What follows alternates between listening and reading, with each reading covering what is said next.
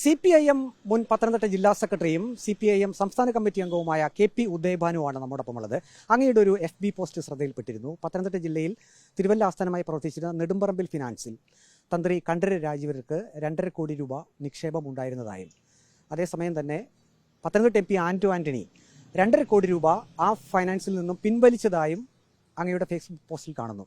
തന്ത്രിയും Antony MP തമ്മിലുള്ള ബന്ധത്തെപ്പറ്റി അന്വേഷിക്കണമെന്നാണ് അങ്ങയുടെ ആവശ്യം. എന്താണ് യഥാർത്ഥ വസ്തുത? ശബരിമല തന്ത്രി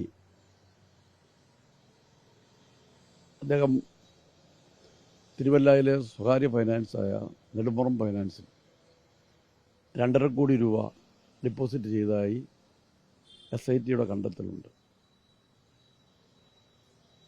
NN രാജുവിൻ്റെ വകയാണ് ഈ നെടുമ്പറമ്പിൽ ഫിനാൻസ്. അവിടുന്ന് 2.5 കോടി രൂപ പത്തനംതിട്ട MP ആന്റണി അവിടുന്ന് വിഡ്രോ ചെയ്തതായി നാട്ടിലാകെ പൊതുവെ ഒരു സംസാരമുണ്ട്. അതായത് ആന്റണി MP 2.5 കോടി രൂപ പിൻവലിക്കുന്നതിനായി തന്ത്രിയെ കൊണ്ട് അവിടെ 2.5 കോടി രൂപ നിക്ഷേപിച്ചു എന്നാണോ അങ്ങ് പറയുന്നത്? അതിനെക്കുറിച്ചാണ് സമഗ്രമായ അന്വേഷണം നടത്തേണ്ടത്. ഈ തന്ത്രിയും ആന്റണിയുമായിട്ടുള്ള സാമ്പത്തിക ഏർപ്പാടുകളെക്കുറിച്ച് സമഗ്രമായ അന്വേഷണം SIT നടത്തണം. വളരെ വ്യക്തമായി നമുക്ക് ബോധ്യമാകുന്നത് ശബരിമല കൊള്ളയിലെ പ്രധാന പ്രതിയാണല്ലോ ഉണ്ണികൃഷ്ണൻ പോറ്റി. ആ ഉണ്ണികൃഷ്ണൻ പോറ്റിയുമായിട്ട് ആന്റണി MPയും അതുപോലെ അടൂർ പ്രകാശ് MPയും സോണിയാഗാന്ധിയുടെ വീട്ടിൽ പോയതിനെ സംബന്ധിച്ച് വളരെ വിവാദമായ ചർച്ച നടന്നുകൊണ്ടിരിക്കുകയാണ്.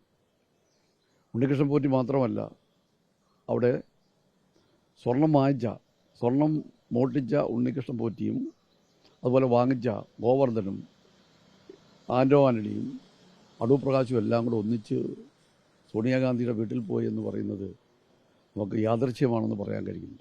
ഇപ്പോൾ ഈ തന്ത്രി നെടുമ്പറമ്പിൽ ഫിനാൻസിൽ ഈ 2.5 കോടി നിക്ഷേപിച്ച സമയം, തീയതി, ഒപ്പം തന്നെ ആന്റണി MP അവിടെ നിന്നും 2.5 കോടി രൂപ പിൻവലിച്ച തീയതി, സമയം, ഇത് അടുത്തടുത്താണോ?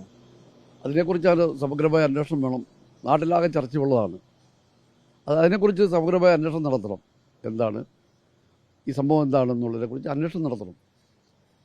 ഇപ്പോൾ നെടുമ്പറമ്പിൽ ഫിനാൻസ് അത് നിക്ഷേപകർ പണം പിൻവലിക്കണം, അല്ലെങ്കിൽ അവർക്ക് പണം ആവശ്യപ്പെട്ടതുകൊണ്ട് അതൊരു തകർച്ചയിലേക്ക് പോവുകയും ഇപ്പോൾ കേസ് നടക്കുകയും NM രാജു ഉൾപ്പെടെ ജയിലിലാകുന്ന ഒരു സ്ഥിതിവിശേഷം കൂടി ഉണ്ടായിരുന്നു. അപ്പോൾ ഇക്കാര്യത്തിൽ ഇനി SITക്ക് എങ്ങനെ ഒരു നടപടിക്രമത്തിലേക്ക് പോകണമെന്നാണ് അങ്ങയുടെ ആവശ്യം? ഇതിനെക്കുറിച്ച് സമഗ്രമായ അന്വേഷണം നടത്തണം. ഇതെല്ലാം മറച്ചു വച്ചിരിക്കുമായിരുന്നല്ലോ. തന്ത്രി ഇതെല്ലാം മറച്ചു വച്ചിരിക്കുക. ഇതുപോലെ സ്വകാര്യ ഫൈനാൻസുകളിൽ എവിടെയൊക്കെ അദ്ദേഹത്തിന് ഡെപ്പോസിറ്റ് ഉണ്ടെന്നുള്ളതെല്ലാം വളരെ വിശദമായി പരിശോധിക്കണം. തന്ത്രി 2.5 കോടി രൂപ നെടുമ്പറമ്പിൽ ഫിനാൻസിൽ നിക്ഷേപിച്ചിട്ടുണ്ടെങ്കിൽ അതിന്റെ രേഖകൾ ഏതായാലും നെടുമ്പറമ്പിൽ ഫിനാൻസിൽ കാണും.